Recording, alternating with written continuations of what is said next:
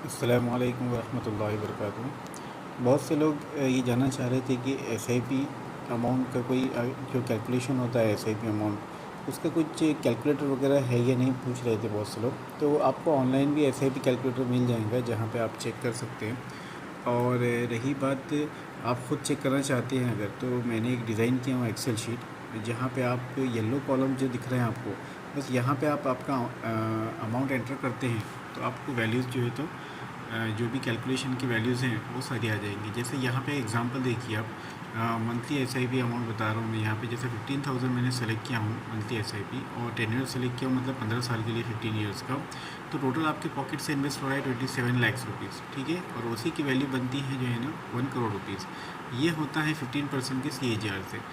तो यहाँ पे 15% को अजम्पशन जो लेकर चला हूँ, आप चाहे तो इसको चेंज भी कर सकते हैं। जैसे मैं बताता हूँ आपको, अगर यहाँ पे मैं आपको 15% से चेंज करके इसको 13% करता हूँ, इन केस अगर 13 मिलता है आपको, तो ठीक है, आपके पॉकेट से 27 लाख की इन्वेस्ट होंगे और उसकी वैल्यू जो बनेगी 1 करोड़ के बजाय वो बनती है 82,45,000, ठीक है। सेम इसी तरह हम लोग इसको 15% रखते हैं और SIP अमाउंट को चेंज करके देखते हैं कि क्या रिज़ल्ट आते हैं, ठीक है। अब यहाँ 15,000 की जगह बहुत से लोग चाहते हैं कि 5,000 की मैं अगर SIP करता हूँ तो क्या रिटर्न आ सकते हैं। तो एक 5,000 रुपीज़ की अगर SIP करते हैं हम लोग 15 ईयर्स के लिए, तो 9 लाख रुपीज़ आपके पॉकेट से इन्वेस्ट होंगे टोटल, और उसी की वैल्यू बन जाएंगी 33,42,000, ठीक है। यही 15 को चलो हम 10 ईयर भी चेंज करके देखते हैं कि अगर 15 ईयर्स के 10 ईयर की जगह मैं और जो है तो 20 ईयर्स रखता हूँ, ठीक है। 15 को मैं चेंज कर देता हूँ 20 ईयर्स, मतलब 33 लाख जो थे हम लोगों के 15 ईयर्स में बन रहे थे, तो वही 20 ईयर्स में जो है तो 33 की बजाय 74 लाख बनते हैं। तो जैसे मैं बताता हूँ कि जितना लंबे समय के लिए आप रुकते हैं लॉन्ग टर्म के लिए, तो वहीं पे उतना जो है ना उसका कंपाउंडिंग बहुत ज़्यादा होता है। आखिरी के जो साल होते हैं, ईयर्स होते हैं, उसमें बहुत कंपाउंडिंग बहुत फास्ट होता है।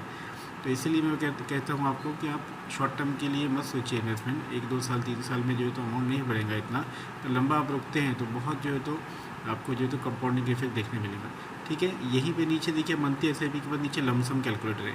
मतलब कोई चाहता है कि मैं लमसम वन टाइम इन्वेस्ट करना चाहता हूँ, तो उसका क्या इन्वेस्टमेंट का क्या रिटर्न बनता है, तो वो भी कैलकुलेटर में हम लोग चेक कर सकते हैं। जैसे यहाँ पे एग्जांपल लिया मैंने 3 लाख रुपीज़ को अगर वन टाइम इन्वेस्ट करता है और 25 ईयर्स के लिए इन्वेस्ट करता है, ठीक है, तो ये 15% का ही लिया मैंने कैलकुलेशन। आप चाहे तो वहाँ पे कैलकुलेशन के लिए 15% की जगह 13%, या अगर कोई जो है तो गोल्ड में इन्वेस्ट करता है तो ये 10% से 12% भी वो लेकर चलता है कि उसमें कितना बन सकता है, वो भी चेक कर सकती है। किसी को लगता है कि 18% अगर मिलता है कहीं से तो उससे कितना रिटर्न होगा। जैसे मैं बताता हूँ निपॉन फार्मा फंड वगैरह जो है उसका 21% का CAGR है, तो आप 21% डाल के भी वहाँ पे चेक कर सकते हैं। तो ये देखिए लमसम में 3 lakh rupees one time invest करते हैं और 25 ईयर्स के लिए इन्वेस्ट करते हैं, तो वही 3 लाख की वैल्यू बनती है आपकी 98,75,000, नियर अबाउट 1 करोड़ का जो है तो अमाउंट आपको हो जाता है। तो यही चीज़ आप 5 टेन्योर अगर यहाँ पे चेंज कर देते हैं, आप इसको 25 ईयर्स को अगर आप 30 कर देते हैं, तो आपका अमाउंट देखिए ये नियर अबाउट जो है तो 1 करोड़ 98, मतलब टोटल डबल हो जाएगा। 1 CR से जो है तो 2 CR तक चल जाएगा, ठीक है। ये हो गया SIP कैलकुलेटर और लमसम कैलकुलेटर। अब यहाँ पे एक और एक शीट है, इसके अंदर ये देखिए आप SIP लमसम के बाजू में है गोल प्लानिंग, ठीक है। मैं गोल प्लानिंग के ऊपर शीट पे क्लिक करता हूँ। अभी ये देखिए मैंने गोल प्लानिंग की भी शीट जो है तो रेडी किया हूँ। यहीं पे भी यहाँ पे भी सेम है। इन्फ्लेशन जो कंसिडर किया गया है वो 7%, मतलब महंगाई को जो है तो 7% किया गया है कैलकुलेशन, और रिटर्न अजम्पशन लिए है 15% का, ओके। तो आप यहाँ पे जो येलो सेल्स है ना यहाँ पे चेंज कर सकते हैं। जैसे अब यहाँ पे गोल्स मैंने लिया हूँ, पहला गोल लिया हूँ कार, दूसरा वैकेशन, तीसरा children education, child marriage, home, हज और रिटायरमेंट, ठीक है। इस तरह से 7-8 जो है तो गोल्स हैं, उसके हम लोग एक वैल्यू लेते हैं। जैसे फॉर एग्जांपल कोई चाहता है कि मुझको कार परचेज़ करना है और उसकी आज की प्रेजेंट वैल्यू अगर 5 लाख रुपीज़ कंसिडर करके चलते हैं, हम लोग लेकर चलते हैं 5 लाख रुपीज़, और हमको ये कार परचेज़ करना है 5 ईयर्स के बाद, एक टेन्योर लेके चलते हैं कि उतना इन्वेस्टमेंट करते हैं हम लोग, और 5 ईयर्स के बाद जो है तो परचेज़ करेंगे। तो 5 ईयर्स के बाद जो है तो इन्फ्लेशन जो 7% है, तो 7% के अकॉर्डिंग जो है तो उसकी क्या वैल्यू हो जाएंगी। तो यहीं पे देखिए आप 5 ईयर्स के बाद इन्फ्लेशन एडजस्टेड वैल्यू उसकी हो जाएंगी 7 लाख रुपीज़, ठीक है। तो ये 7 लाख रुपीज़ आपको एक्यूमुलेट करना है, तो उसके लिए आपको कितनी SIP करना होगा, तो आइए हम देखते हैं कि कितनी SIP करना होगा। तो उसके लिए SIP करना होगा आपको 7,917 रुपीज़, मतलब तकरीबन 8,000 रुपये की आप SIP करते हो 5 साल के लिए, तो आपका 7 लाख रुपये का अमाउंट जो है तो एक्यूमुलेट हो जाएगा। उसमें आप जो है तो कार परचेज़ कर सकते हैं। पहली बात ये हो गया। दूसरा, अगर आप चाहते हैं कि एसआईपी ना करते मैं अगर लमसम करूँ तो वन टाइम कितना इन्वेस्ट करूँ कि ताकि 7 लाख रुपये मेरे एक्यूमुलेट हो जाए। तो लमसम बाजू में है आपके, देखिए लमसम रिक्वायर 3,48,000 मतलब तकरीबन 3.5 लाख रुपये अगर आप इन्वेस्ट करते हो तो आपके जो है तो 7 लाख रुपये जो है तो 5 साल में एक्यूमुलेट हो जाएंगे। ठीक है, ये कौन से इससे होंगे 15% की एजाज़ है। यहाँ पे अगर आप चेंज करते 13% या 18% तो ये फिगर्स चेंज हो जाएंगे। ठीक है, सेकंड गोल देखिए आप। सेकंड गोल में मैंने लिया हूँ, जैसे एक एग्जांपल लेते हैं हम लोग, घर का लेते हैं होम। ठीक है, होम के लिए मैंने यहाँ पे कंसीडर किया हूँ एक नॉर्मली 18 लाख लिया हूँ, एक रफली मैंने फिगर्स लिया हूँ। आप चाहे तो चेंज कीजिए उसको 20 लाख 40 लाख या 1 CR ले सकते हैं।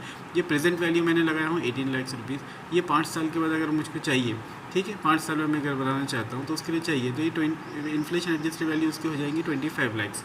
उसके लिए आपको SIP रिक्वायर होगा 28,000 और या फिर लमसम करना चाहते हैं तो आप 12,55,000। तो ये इस तरह से सारी चीज़ें हैं। तो आप देखिए इसके बारे में स्टडी कीजिए और आप चाहे तो ख़ुद भी जो है तो इसको कैलकुलेट कर सकते हैं।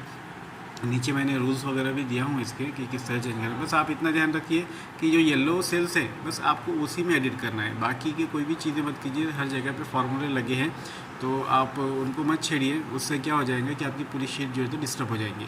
और ये जो मैंने लिखा हूँ यहाँ पे, आप इसके अकॉर्डिंग आप कोई भी जो है तो आपके गोल्स जो है तो चेंज कर सकते हो। आप यहाँ पे कोई भी आपके जो भी गोल है वहाँ पे मेंशन कीजिए। उसके लिए प्रेजेंट वैल्यू मतलब आज 2025 के अंदर जो है तो उसकी क्या वैल्यू है। कोई भी चीज़ आप ख़रीदना चाहते हैं या वेकेशन पे जाना चाहते हैं, आपको लगता है कि 30 लाख का जो है तो मेरा कॉस्टिंग है घर बनाने का, या वेकेशन का मेरा कॉस्टिंग है तकरीबन 1 लाख रुपये लग रहे हैं या 2 लाख रुपये लग रहे हैं मुझको वेकेशन के लिए, तो आप वो कॉस्टिंग डालिए और देखिए कि कितने साल के बाद आप प्लान कर रहे हो। तो ये सारी चीज़ें एडजस्ट करके आप जब देखोगे तो आपको एग्जैक्ट पता चलेगा कि फ्यूचर वैल्यू क्या आ रही है उसकी और SIP रिक्वायर्ड कितना हो रहा। तो मेरा यही बताना है कि आप ये SIP अमाउंट को जो है कैलकुलेट कीजिए, टोटल आपके जितने गोल्स हैं उसके अकॉर्डिंग आपकी क्या SIP वैल्यू निकल के आ रही है। और ये देखिए कि आप एक्चुअल में उतना SIP अमाउंट इन्वेस्ट कर रहे हो या नहीं कर रहे हो म्यूचुअल फंड के अंदर। अगर नहीं कर रहे हैं तो मैं ये चाहता हूँ कि आप, अभी मार्केट डाउन है, अच्छा मौका है, आप जो है तो SIP के अमाउंट को इंक्रीज़ कीजिए और इंक्रीज़ करके जो है तो आप जल्द से जल्द जो है तो ये गोल्स को अचीव करने की कोशिश कीजिए। और अगर ऐसा नहीं है कि जैसे अगर कोई किसी के गोल्स जो के अकॉर्डिंग अगर उसका 10,000 रुपीज़ की SIP रिक्वायरमेंट है और वो बंदा जो है तो 5,000 रुपीज़ ही कर रहा है, तो कहीं ना कहीं उसके गोल्स अचीव नहीं होंगे। आप इन्वेस्टमेंट तो करेंगे, हो सकता है साल निकल जाएंगे 10 साल 15 साल, पर तब तक आपको उतना अमाउंट एक्यूमुलेट नहीं हो पाएगा। तो ये सारी कैलकुलेशन, इसको गोल प्लानिंग कहा जाता है। ये मैं फ्री ऑफ कॉस्ट भी जो है आपको गोल प्लानिंग करके देता हूँ। पर मैं चाहता हूँ कि जो भी मैं इन्वेस्टर्स हैं उनको मैं ये पर्सनली जो है तो उनको देना चाह रहा था कि वो खुद से जो है तो ये सारी चीज़ें चेक करें। अगर आप खुद से नहीं करोगे, ये फिगर्स आपको पता नहीं चलेगा, तो मैं कितना ही बताऊँ आपको इन्वेस्टमेंट्स के बारे में या इन्वेस्टमेंट्स के बेनिफिट, तो आप आगे चल के समझ नहीं पाएंगे। जब तक आप ये खुद नहीं करोगे, आप आपके पर्सनल डायरी में नहीं मेंशन करोगे ये सारी चीज़ें, तब तक आप जो है तो ये अचीव नहीं कर पाओगे। तो ठीक है, यही मैं आपको बताना चाह रहा था। और भी इससे रिलेटेड कोई क्वेश्चंस वगैरह रहते हैं तो आप मुझको जो है तो बताइए, मैं बिल्कुल जो है तो आपको, और ये फाइल मैं आपको प्रोवाइड कर देता हूँ, इसके अकॉर्डिंग जो है तो आप आपके जो पर्सनल गोल प्लानिंग वगैरह कर दीजिए। Thank you.